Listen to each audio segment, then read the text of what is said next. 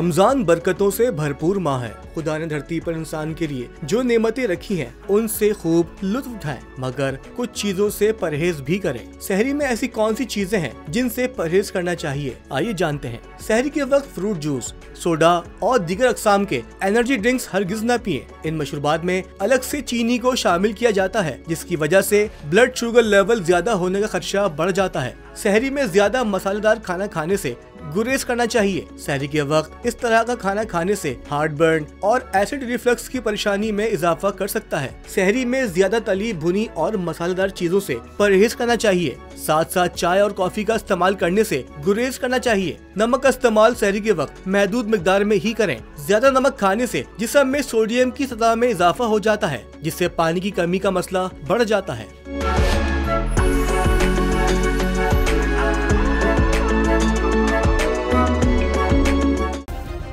Subscribe करें और bell दबाएं ताकि कोई खबर रह न जाए।